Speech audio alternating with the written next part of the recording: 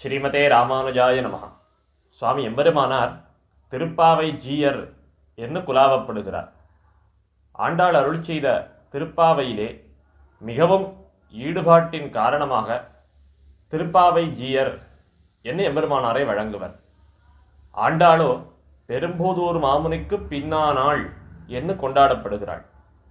அப்படிப்பட்ட ஆண்டாள் இன்னைய தினம் நம்முடைய அனுபவத்துக்கு விஷயமாகிற ஏத்த கலங்கள் என்கிற பாசுரத்திலே ஒருவாறு எம்பெருமானார் விஷயமாக எம்பெருமானார் பரமாக அவரை சூச்சிப்பிக்கும் சில விஷயங்களை அருள் செய்திருக்கிறாள்.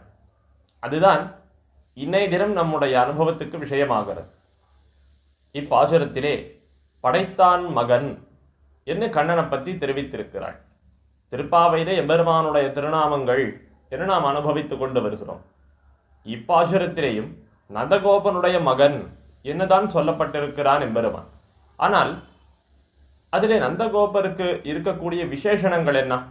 ஏத்த கலங்கள் எதிர்பொங்கி மீதளிப்ப மாத்தாதே பால் சொரியும் வள்ளல் பெரும் பசுக்கள் ஆத்தப் படைத்தான் மகன். என்னைப்படி நந்தகோபரை பற்றி பெரியதாக ஆண்டாள் அருள் செய்திருக்கிறாள். அப்படி வள்ளல் பெரும் பசுக்கள் ஆத்தப் படைத்தான் மகன், வள்ளல் பெரும் பசுக்கள் ஆத்தப் படைத்தான் நந்தகோபர், அவருடைய மகன் கண்ணபிரான் என்ன ஆண்டாள் அருள் செய்திருக்கிறாள். அந்த பசுக்கள் தாமும் எப்படிப்பட்டவை? ஏத்த கலங்கள் எதிர்பொங்கி மீதளிப்ப மாத்தாதே பால் சொரியும். இப்போ பால் சுரக்கிற காலத்திலே அந்த கலங்கள் பாத்திரங்களை எல்லாம் ஏந்தி கொண்டு பிடித்து கொண்டிருக்கிற போது எதிர்பொங்கி மீதளிப்ப, அது நன்னா பொங்கி வழிந்து ஓடும்படியாக மாற்றாதே பால் சொரியும் வள்ளல் பெரும் பசுக்கள், இப்படி நிறைய சமிருத்தியான பாலை கொடுக்கக்கூடிய வள்ளல் பெரும் பசுக்கள், அவைகளை சமிருத்தியாக உடையவர் ஆத்தப் படைத்தான் நந்தகோபர், அவருடைய மகன் கண்ணபிரான் என்ன ஆத்தப் படைத்தான் மகனே என்று இப்படி நந்தகோபன் குமரனை ஆண்டாள் எழுப்புகிறாள். விபவாவதார காலத்திலே எம்பெருமான் தசரதற்கு திருக்குமாரராக அவதாரம் பண்ணினான். அடுத்து நந்தகோபன் குமரன் என்று சொல்லும்படியாக அவதாரம் பண்ணினான். அர்ச்சாவதாரத்திலே சுவாமி எம்பெருமானார்க்கு திருக்குமாரனாக யதிராஜ சம்பத்குமாரனாக ஆனானோல்லையோ, அப்படிப்பட்ட யதிராஜ சம்பத்குமாரனாகிற அந்த அர்ச்சாவதார விசேஷ எம்பெருமான், அவ்வெம்பெருமானைத்தான் இப்பாசுரத்திலே ஆண்டாள் துயில் எழுப்புகிறாள் என்று காஞ்சி சுவாமி ரொம்ப ரசோக்தியாக இதுக்கு அருள் செய்திருக்கிறார் ஒரு அர்த்தம். அப்போ சம்பத்குமாரனை அழைக்கிறாள், சம்பத்குமாரனை எழுப்புகிறாள் என்று கொண்டால் ஏத்த கலங்கள் எதிர்பொங்கி மீதளிப்ப மாத்தாதே பால் சொரியும் வள்ளல் பெரும் பசுக்கள் ஆத்த படைத்தான் யார்? சுவாமி எம்பெருமானார். அவர் இத்தனை பசுக்கள் வச்சு மாடு கறந்து கொண்டிருந்தாரான்னா அதுக்கு அப்படி அர்த்தம் பண்ணிக்க கூடாது. ஏத்த கலங்கள், கலம்னா பாத்திரமோ இல்லையோ, இப்போ பாத்திரம்னு இந்த இடத்துல யாரை குறிப்பிடுகிறாள் ஆண்டாள்னா சத்பாத்திர பூதர்களான சச்சிஷ்யர்கள், அவள்லாம் தான் கலங்கள். எப்படிப்பட்ட கலங்கள்? ஏத்த கலங்கள், ஏற்புடைய கலங்கள், தகுதியான கலங்கள்னு அர்த்தம்.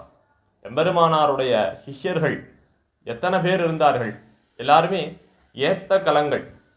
அதுக்குன்னு தகுந்த அதிகாரிகளாக பார்த்து பார்த்து எம்பெருமானார் செலக்ட் பண்ணியிருக்காரு இல்லையா? நம்முடைய சம்பிரதாயமே எல்லாருக்கும் எல்லாத்தையும் வாரி இறைச்சுடுற சம்பிரதாயம் கிடையாது. ஆசையுடையோர்க்குத்தான் கூறும்னு எம்பெருமானார் நியமித்திருக்கிறார். அப்படி ஏத்த கலங்கள். அப்போ நாம் எம்பெருமான அடைய வேணும்ங்கிற ஆசை இருக்குமே, ஆனால் அந்த ஆசைதான் தகுதியே தவிர எல்லாருமே எம்பெருமான போய் அடைய வேணும், அவனுக்கு ஆசை இருக்கோ இல்லையோ அவன் அடையறதுக்கான வழியை நம்ம பண்ணிடணும், இது நம்முடைய சம்பிரதாயம் கிடையாது. அதனாலே ஏத்த கலங்கள், இப்படி சத்பாத்திர பூதர்களான சிஷ்யர்கள் அதுக்குன்னு தகுந்தவர்கள் ஆறுன்னு பார்த்து அவர்கள் எல்லாரையும் எம்பெருமானார் நன்னாக உருவாக்கினார். அவர்களை ஆச்சாரிய ஸ்தானத்துக்கு கொண்டு வந்தார். அவர்கள் என்ன பண்ணுகிறார்கள்? எதிர்பொங்கி மீதளிப்பா சிஷ்யாதிச்சேத் பராஜயம்னு சொல்லும்படியாக வள்ள எம்பெருமானாருடைய சிஷ்யர்கள் சுவாமி கூரத்தாழ்வான், முதலியாண்டான், கொமாண்டூர் இளைவெள்ளி ஆச்சான் என இப்படிப்பட்ட சிஷ்யர்கள் எல்லாரும் இருக்கிறார்களே, இவெல்லாம் எப்படிப்பட்டவர்கள்? எம்பெருமானாருடைய சிஷ்யர்கள் எம்பெருமானாரை காட்டிலும் மிகுந்த வைபவத்தை உடையவர்களாக விளங்குகிறார்களே, எம்பெருமானாரை காட்டிலும் மிகுந்த கருணை, எம்பெருமானாரே கொண்டாடும்படியான மேதாவிலாசத்தை உடையவர்கள் என இப்படி நாம் எல்லாரும் அந்த எம்பெருமானாருடைய சிஷ்யர்களை கொண்டாடும்படியாக எதிர்பொங்கி மீதளிப்ப மாத்தாதே பால் சொரியும், அப்படிப்பட்ட சத்சம்பிரதாய சாரார்த்தங்களை எல்லாம் எம்பெருமானார் அருளி செய்த பிரகாரம் நமக்கு எடுத்துரைக்கக்கூடிய வள்ளல் பெரும் பசுக்கள். வள்ளல்தான் வள்ளல்கள், ஆச்சாரிய வள்ளல்கள். அப்படிப்பட்ட ஆச்சாரிய வள்ளல்களை ஆத்த படைத்தார் எம்பெருமானார். படைத்தான்னா படைச்சார்னு அர்த்தம் பண்ணிக்க கூடாது, அவர்களை உடையவர் அப்படின்னு அர்த்தம் பண்ணிக்கணும். எம்பெருமானாருடைய சிஷ்யர்களிலே வடுகநம்பி என்ற ஒரு ஆச்சாரியர் எழுந்தருளி இருந்தார்.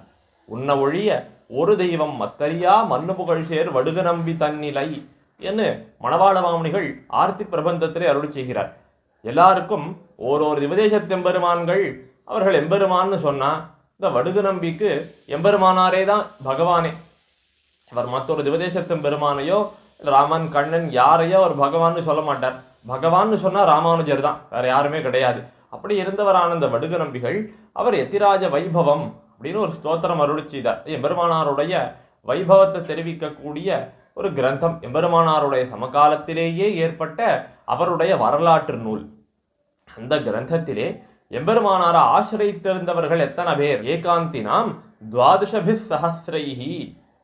முதல்ல எத்தனை பேர்னா ஏகாந்திகள். இப்படி ஸ்ரீ வைஷ்ணவர்கள், ஏகாந்திகளான ஸ்ரீ வைஷ்ணவர்கள் எத்தனை பேர்? 12,000 பேர் எம்பெருமானாரை ஆசிரியத்திருந்தார்களாம். அடுத்தபடியாக சம்சேவிதா சம்யமி சப்தசத்யாகா. இப்படி சன்னியாசிகள், எம்பெருமானார் ஆசிரியத்திருந்த ஜீயர்கள் சன்னியாசிகள் எத்தனை பேர்னா 700 பேர். அந்த காலத்துல ஸ்ரீ வைஷ்ணவ சமிருத்தி எப்படி இருந்திருக்கிறது? அது ஸ்ரீ வைஷ்ணவத்தினுடைய நல்லடி காலம் இல்லையா? கலிபுருஷனுக்கு இடமே இல்லாத ஒரு காலம். அப்படிப்பட்ட சிஷ்ய சமிருத்தியோடே கூடினவர், வள்ளல் பெரும் பசுக்களான சிஷ்ய சமிருத்தியோடே கூடினவர் ஆத்த படைத்தார். அவருடைய மகன் யாரு? யதிராஜ சம்பத்குமாரன், செல்வப்பிள்ளை எம்பெருமான் திருநாராயணபுரத்தில் எழுந்தருளி இருக்கிறாரே, அந்த எம்பெருமானை எழுப்பக்கூடிய பாசுரமாக இப்பாசுரம் அமைந்திருக்கிறது.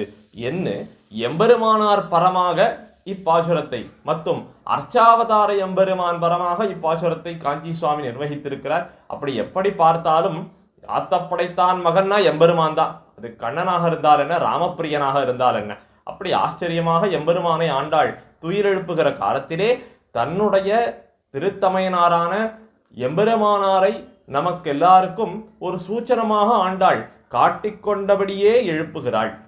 என்ன இன்னை தினம் நாம் அனுபவிக்கிறோம். ஆண்டாள் திருவடிகளே சரணம்.